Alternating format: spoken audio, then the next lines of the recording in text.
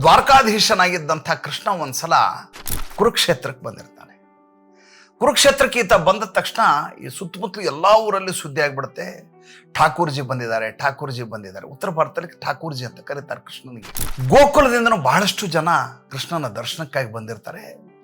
ಒಬ್ಬ ಮುದುಕಿ ಕೂಡ ಅದೇ ರೀತಿ ಕುರುಕ್ಷೇತ್ರಕ್ಕೆ ಆತನ ದರ್ಶನಕ್ಕೆ ಬರ್ತಾರೆ. ಬಂದವರು ನಂದ ಮತ್ತು ಯಶೋಧೆ.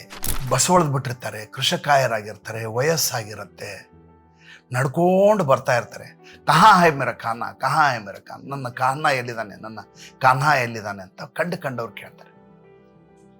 ಈ ಕೃಷ್ಣನ ದರ್ಬಾರಿನ ಹೊರಗಡೆ ಅಂಗರಕ್ಷಕರು ಇರ್ತಾರಲ್ಲ, ಅವರು ಈ ಮುದುಕಿಗೆ ಜಾಡಿಸಿ ಬೈಲಿಕ್ಕೆ ಶುರು ಮಾಡ್ತಾರೆ.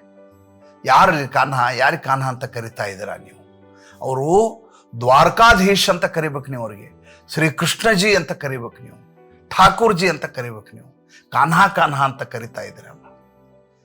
ಆವಾಗ ಆ ಮುದುಕಿ ಹೇಳ್ತಾರೆ, ನೀವು ಒಳಗಡೆ ಹೋಗಿ ನಿಮ್ಮ ದ್ವಾರಕಾಧೀಶ್ ಇದಾರಲ್ಲ, ಅವರಿಗೆ ನಂದ ಮತ್ತು ಯಶೋಧೆ ಅವರು ಬಂದಿದ್ದಾರೆ ಅಂತ ಹೇಳು. ಅಂಗರಕ್ಷಕನ 1 ಸೆಕೆಂಡ್ ಶಾಕ್ ಆಗಿಬಿಡುತ್ತೆ. ಶಾಕ್ ಆದವನೇ ಸ್ತಂಭೀಭೂತನಾಗಿ ನೇರವಾಗಿ ಒಳಗಡೆ ಹೋಗ್ತಾನೆ. ಸಿಂಹಾಸನದಲ್ಲಿ ಶ್ರೀ ಕೃಷ್ಣ ಪರಮಾತ್ಮ ಕೂತಿದ್ದಾರೆ.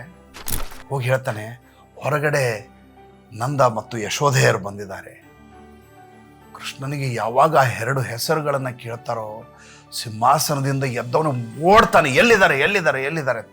ನೋಡಿದರೆ ಅತ್ಯಂತ ಕೃಷಕಾಯರಾದ, ವಯಸ್ಸಾಗಿ ಜೀರ್ಣಗೊಂಡಂಥ ಮುದುಕಿ ತನ್ನನ್ನು ಬಾಲ್ಯದಲ್ಲಿ ಸಾಕಿ ಬೆಳೆಸಿ ಒಬ್ಬ ದೊಡ್ಡ ಸಿಂಹಾಸನಾಧೀಶನನ್ನಾಗಿ ಮಾಡಿದಂಥ ತಂದೆ ತಾಯಿಗಳು ಈ ರೀತಿ ಜೀರ್ಣಾವಸ್ಥೆಯಲ್ಲಿ ಬಂದು ನಿಂತಿದ್ದಾರೆ. ದೊಡೋ ಅಂತ ಅಳಲಿಕ್ಕೆ ಶುರು ಮಾಡ್ತಾನೆ, ತಬ್ಕೋತಾನೆ. ಆ ತಂದೆ ತಾಯಿನೂ ಅಳ್ಲಿಕ್ಕೆ ಶುರು ಮಾಡ್ತಾರೆ. ಹೇಳ್ತಾನೆ, ನಿಮ್ಮಿಂದ ಇವತ್ತು ನಾನು ಇಷ್ಟೆಲ್ಲ ಆಗಿರೋದು, ನೀವು ಈ ರೀತಿ ಬರಬೇಕಾ, ಸತ್ಕಾರ ಮಾಡಿ ಒಳಗಡೆ ಕರ್ಕೊಂಡು ಹೋಗ್ತಾನೆ. ಎಂಥ ಅದ್ಭುತವಾದ ಪ್ರಸಂಗ.